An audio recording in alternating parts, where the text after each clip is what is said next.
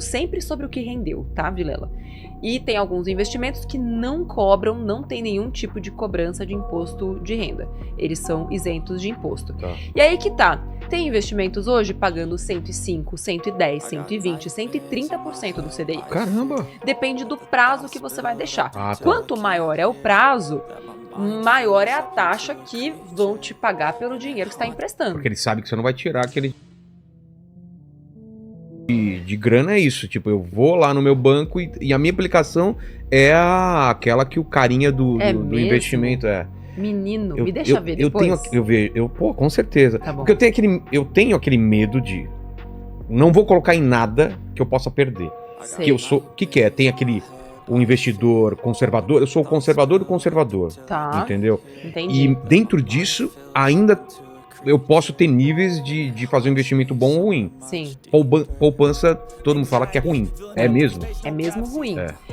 Tudo depende do referencial e do com que você está comparando. Tá.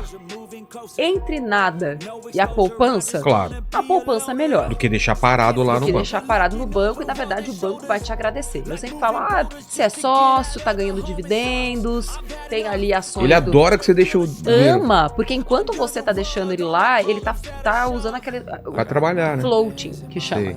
Então, o dinheiro que dorme na conta, o banco tá sorrindo, porque ele pega o seu dinheiro, empresta para outras pessoas, ele faz um monte de dinheiro em cima do seu dinheiro, e depois seu dinheiro continua lá perdendo valor, porque nem que você tá não ganhando, você está deixando, você está perdendo valor quando você não bota esse dinheiro para trabalhar para você.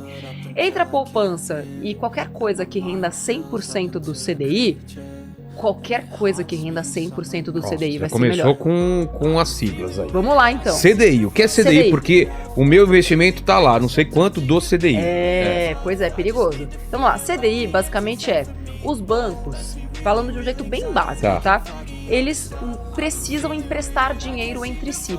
Eles emprestam. Entre os bancos? Entre os próprios Por quê? bancos. Tem algumas regras de não poder dormir. Sabe aquela coisa de não poder dormir brigado entre casal? Sei. O banco não pode dormir sem uma conchinha com dinheiro em caixa.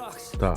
Então ele tem que ter dinheiro em caixa. Então se por acaso teve ali um desbalanceamento, teve mais retirada do que entrada, eles emprestam dinheiro entre si. Pra manter sempre... Pra manter. Então, tratando de termos bem simplistas, tá? É um pouco mais complexo, mas pra todo mundo poder entender. Então não pode dormir sem dinheiro lá. Tá. E aí ele fala, ô Bradescão, presta aí pra mim. Empresto. E com que taxa que eles vão emprestar dinheiro entre eles? Eles olham pra principal referência que tem no país, que chama-se taxa básica de juros, também conhecida como taxa Selic, e aí eles entenderam entre si que, para serem justos, vamos pegar um referencial parecido, algo que fique bem pertinho da taxa Selic. Por isso, o certificado de depósitos interbancários, que é isso, CDI. o CDI. Então, o CDI, ele rende muito, muito, muito próximo da taxa Selic. Então, se hoje a taxa Selic é 12,75%, esse é o valor hoje ao ano, o CDI costuma render, via de regra, 0,10% menos. Então, hoje o CDI está em 12,65% Que é ao ano. 1% e alguma coisa por mês. Menos. Menos? Deve dar porque, enfim, como é juros compostos, eu precisaria precisaria ver se é exatamente ou se é um pouquinho menos do que 1. Tá. Mas é essa a lógica. Então, quando você fala que o investimento rende 100% do CDI, tem gente que acha que é 100%, que vai dobrar o dinheiro. Não, é 100% de 12,65. Entendi. Logo, você colocou R$1.000, se a taxa continuar 12,65% ao longo daqueles 12 meses, 12,65 de 1.000... Ela tem muita fé em mim. Não posso. Ajuda aí, Helene. 12,65 de 1.000? É. Eu acho que é... 120, Exatamente. Eu fiquei com medo. Você viu que eu fui falando aos poucos. Qualquer coisa ela me corrigia, né? Então você vai ter 1.127. Exato. Tá. E aí você vai tirar, né, o desconto do leão. Do leão, tá. Que para alguns investimentos é 15%, sempre sobre o que rendeu, tá, Vilela? E tem alguns investimentos que não cobram, não tem nenhum tipo de cobrança de imposto de renda. Eles são isentos de imposto. Tá. E aí que tá.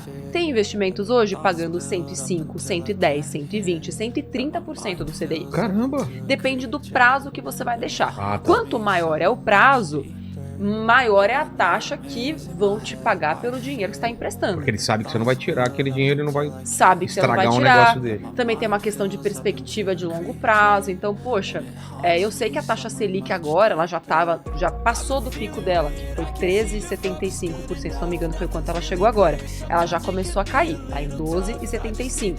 Então a tendência é que ela caia até 11,5% até o final desse ano. Isso se cair mais, porque a gente pode até falar sobre isso. Tá. A taxa de juros nos Estados Unidos está muito alta. É a mais alta dos últimos 20 ou 30 anos, se eu não me engano. Está muito alta, 5% ao ano. A taxa de juros eu não entendo. É bom ela tá alta ou é bom ela tá baixa? É bom ela tá baixa. É. Mas aí que tá.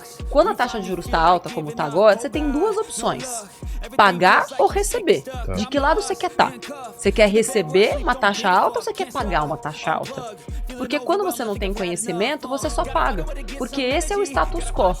Afinal de contas, um dia, um gerente de banco, depois de passar por um banho de loja do marketing do banco, falou pra você que tomar um crédito e que sem um boletinho, você não seria ninguém na vida. Exato. Quem foi que disse isso?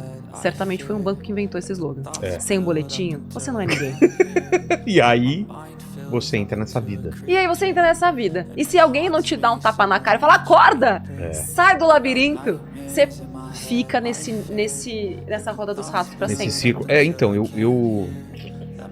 Antes, você trabalhava comigo na fábrica, eu já tinha saído disso, mas uma época da empresa que ela meio que quase quebrou e tal, eu tava com 2 cartões de crédito, usava um pra pagar o outro e tal.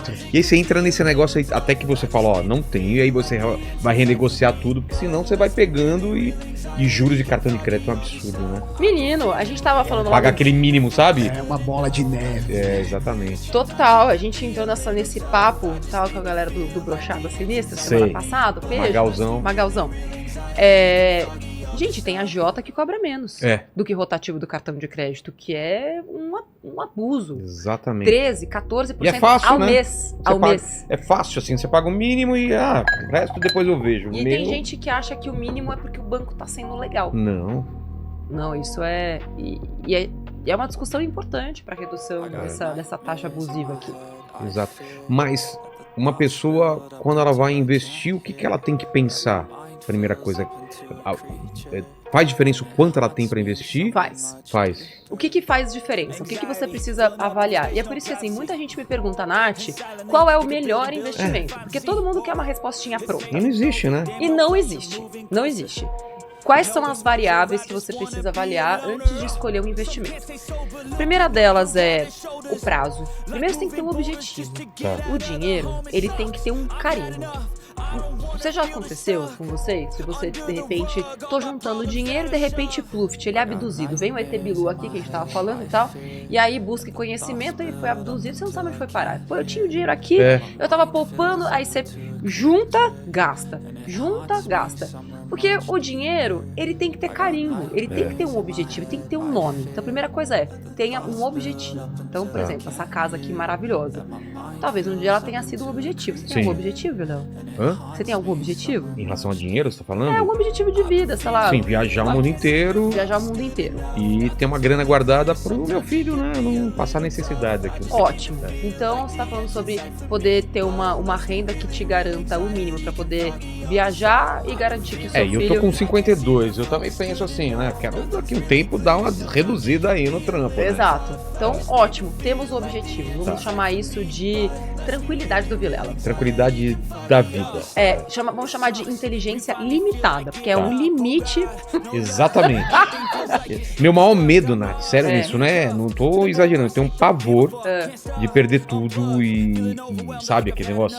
Deve ter muita gente assim comigo. Todos temos. Pensando assim, um dia eu vou perder tudo, meu Deus, o que eu faço? Então. Porque eu já vi muita gente bem que depois se ferrou e não tinha nada. Normal. Medo de todo mundo, inclusive o meu também, que já aconteceu na minha família, de perderem absolutamente tudo. De repente você vê uma pessoa que você conhece estava bem, você encontra ele 5 anos e a pessoa tá na merda. Sim. E eu falo, meu Deus, cara, isso pode acontecer comigo. E aí? Mas normalmente quando você tem a consciência... já é o primeiro passo para evitar. Então a primeira coisa é carimbar. Beleza, tem o carimbo lá, tem o nome disso. Quanto custa? Quanto custa a sua limitude? Vamos chamar assim. Mensalmente? Não, você tem que colocar... traçar um plano de quanto custa o todo. Então, por exemplo, uma viagem. Vamos falar de algo mais simples, tá? Uma viagem por ano. Fazer uma viagem por ano. E aí, assim, uma viagem. Você concorda comigo? Eu posso fazer um mochilão? Claro. Ou eu posso ir de primeira classe, eu quero ficar nos melhores hotéis. Você vai viajar. São Então, viagens e viagens. Né? a pessoa que tem que definir que tipo de viagem ela quer. Então, primeira coisa, planejamento financeiro e investimento é sobre autoconhecimento. Se você não se conhecer, você não vai conseguir sair do lugar. Então, agora eu me conheço. Eu quero fazer uma viagem legal, mas eu tô disposto ou disposta a, tipo, me esforçar um pouquinho mais, vou ficar num couchsurfing, eu não quero ter que esperar muito tempo. Ou então você coloca um limite. Eu quero fazer uma viagem muito legal com 10 mil reais. Pra onde? Pra Paris. Tá. Ótimo. Beleza. Esse é o meu limite de grana. Qual viagem cabe aqui? Beleza, 10 mil reais. Você tem 10 mil reais hoje? Não, não tem. Você quer viajar daqui a quanto tempo? Daqui a 2 anos. Ótimo. Então você tem 2 anos pra juntar. Juntar aonde? E aí sim, poxa, se são 2 anos, primeira coisa, se você já tem qualquer dinheiro agora, você aproveita uma taxa de juros alta, pega um pré-fixado, ou seja, são investimentos que você vai garantir aquela taxa até o fim do período. Lembra que eu te falei do 100% do CDI? Sim. Concorda comigo que se o CDI cair de 12,65 para 6, com o passar do período, ele rendia 12,65 e vai passar a render 6. Certo? Quando eu pego uma taxa pré-fixada, eu seguro aquela rentabilidade pelo período contratado. Ah, tá. Eu não corro esse risco.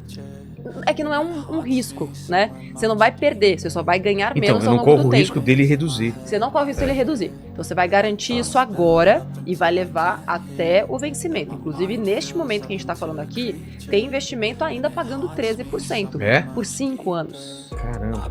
Entende? Então a taxa Selic vai cair a 8% e você vai garantir os 13% durante esse período. Então assim, eu sei o prazo, sei quanto eu quero. Então aí sim eu começo a investir. E aí quanto de dinheiro? Aí é você que vai me dizer quanto que você consegue colocar nessa sua meta todos os meses. Putz, não consigo colocar nada. Bom, alguma coisa vai ter que fazer, porque o dinheiro não vai nascer. Vai ter que tirar de algum lugar. Ou você vai ter que reduzir seu gasto, ou você vai ter que aumentar sua renda.